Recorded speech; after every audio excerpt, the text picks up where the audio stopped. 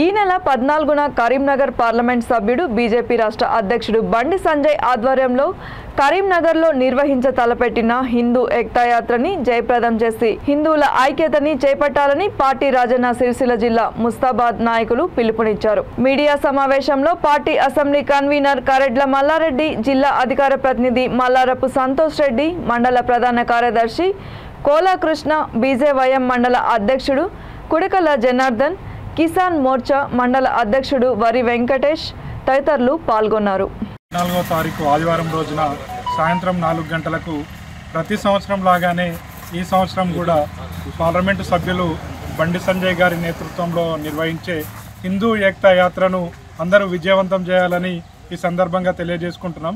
ఎందుకంటే ధర్మరక్షణకు ప్రతి ఒక్కరూ పాటుపడాల్సిన సమయం ఆసన్నమైంది కాబట్టి ప్రతి సంవత్సరం లాగానే ఈ హనుమాన్ జయంతి రోజున హిందూ ఏకతా యాత్రను ఘనంగా కరీంనగర్ నడిబొడ్డున 1,00,000 మందితో నిర్వహించడం జరుగుతుంది. దానికి ముస్తాబాద్ మండలం నుంచి పెద్ద ఎత్తున హాజరై ఈ హిందూ ఏకతా యాత్రను విజయవంతం చేసి హిందువుల యొక్క ఐక్యతను ప్రపంచానికి చాటి చెప్పే విధంగా ఈ హిందూ ఏకతా యాత్రను ప్రతి ఒక్కరూ పాల్గొని విజయవంతం చేయాలని ఈ సందర్భంగా తెలియజేసుకుంటూ భారత్ మాతాకి జై.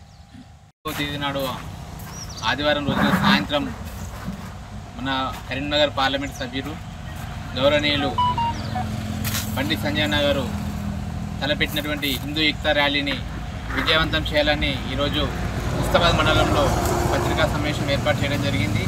ఇట్టి కార్యక్రమంలో పార్టీలకు అతీతంగా హిందూ బంధువులందరూ పాల్గొని ఈ హిందూ ఏకతా ర్యాలీని విజయవంతం చేయాలనే ఉద్దేశంతో ఈరోజు పత్రికా సమావేశం ఏర్పాటు చేయడం జరిగింది. మేము ఈ రోజు నుండి మొదలుకొని 2 రోజుల వరకు మండల్లో ప్రతి విలేజు అందరి హిందువులను కలిపి ఆ రోజు ఈ హిందూ ఏకతా ర్యాలీని విజయవంతం చేసే విధంగా కృషి చేస్తామని తెలియజేస్తున్నాం. జై హింద్, జై భారత్.